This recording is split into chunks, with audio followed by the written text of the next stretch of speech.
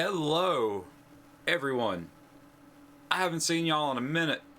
I have not seen y'all in a minute. I did that live the other day. Because this is the thing. Okay, I figured out what I'm doing with the channel because nobody wanted to make any suggestions. I'm combining this channel with my other channel because I'm tired of doing two different channels.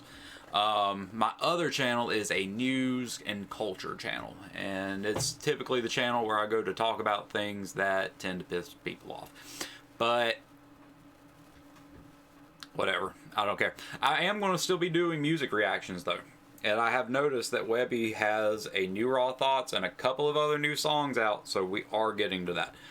But that first video that I did coming back was a cultural war response on conscription and the discussion surrounding conscription, and the philosophical ramifications of conscription.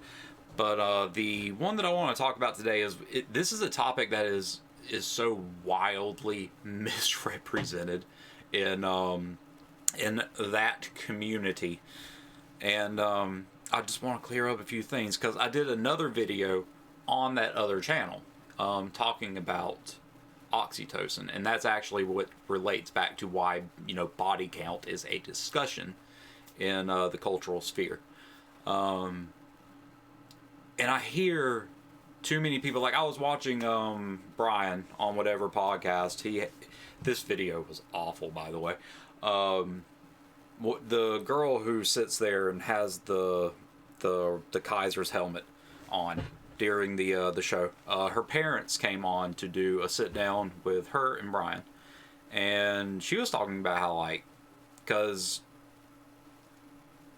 okay, hold on, I'm not going to go in depth about the interview, but anyway, it was bad. Like, her millennial parents are just terrible people. I can't stand them. But Brian kept saying the words I feel like, I feel like, I feel like, I feel like, it does this, it does this, it does this, I feel like.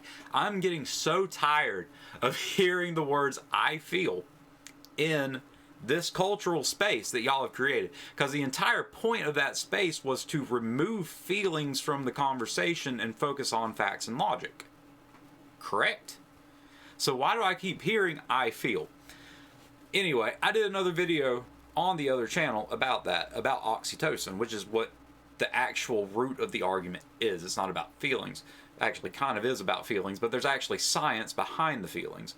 And one of the reasons why, and it matters for everyone. See, that's the big reason why that cultural sphere doesn't want to really talk about oxytocin and its relativity to body count. Because there are studies that have shown that if a woman has more than 5 partners, then the likelihood of her having a happy marriage is 20% or less. And there is scientific evidence to show that once you have had 5 or more partners as a female, you're producing less oxytocin and it's harder to bond with your partners. That's absolutely true. That's a scientific fact. That's not debatable. It's not debatable. Don't talk about, oh, I feel like. No, don't talk about your feelings. It's been scientifically verified. But the reason that nobody wants to talk about that scientific verification is because it also scientifically verified that men who have 9 or more partners also have oxytocin decreases and have problems with pair bonding. And that's actually the biggest problem in that cultural sphere, is that they pretend that men don't even produce oxytocin during copulation. They pretend like we don't. And it's because of an old study. I mean a real old study. They had to drag this thing out from Sagan's era. This study where they tested the blood level oxytocin. They were the blood oxytocin level of females after an orgasm. And then they tested the oxytocin blood level of men after an orgasm. They were like, oh, well, there's a bunch of it in the women's blood and there's none in the men's blood. So that means that men don't produce oxytocin during orgasm. That's bullshit. We actually only orgasm because of oxytocin production. We store up the oxytocin in our spine, the lumbar region of our spine. And as it fills up these sacs behind our sacs, it helps shoot the stuff out the sacs. Oxytocin is pivotal for us to even orgasm. Women get it after they orgasm. Men have oxytocin before they orgasm. And then we have a slow release as it goes through our spinal column so that whatever we're doing after we orgasm is something that we slowly grow to love. It's part of male psychology. I'm not going to argue with evolution. It did the best it could. I can't do better. But at the end of the day, men have the same problems with pair bonding. We just have about twice as many people we can sleep with before we start having the same problems.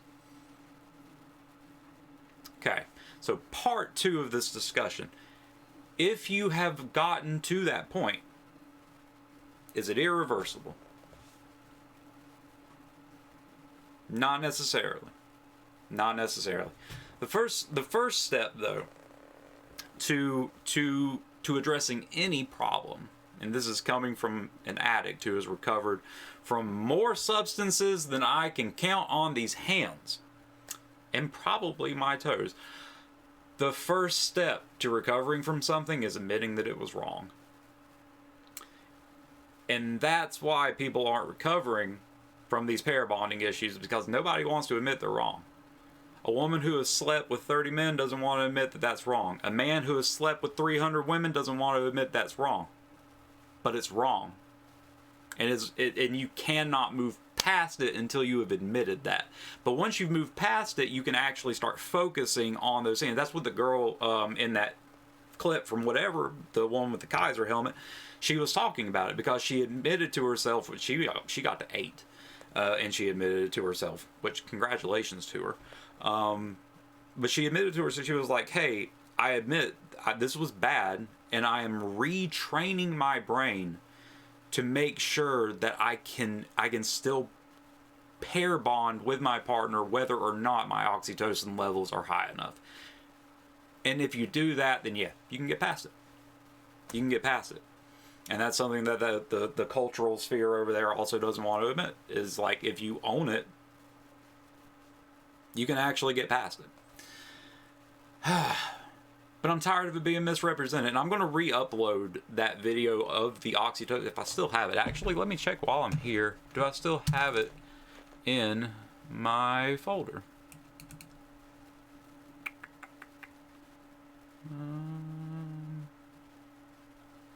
I don't know if I do. Oh, maybe. I got a lot of video. Yeah, I think I do. Okay, if I do have it in this folder, then I'm going to re-upload it. But I did a whole video on, actually, I can just go and, I think I can just go to my channel in my creation studio, re-download the video, and then re-upload it on this channel. So that should work too if I don't already have it in this folder. But yeah, I just wanted to talk on that, because I did a whole video, like, extensively showing a study where, the study where they proved that men actually produce oxytocin before orgasms to produce orgasms. I did a whole video on that study. I'm going to try to find it and re-upload it. But until next time, I love you all. I will be back with more music reactions. But I'm also going to be making these videos that may piss you off. So, catch 22. Be notorious.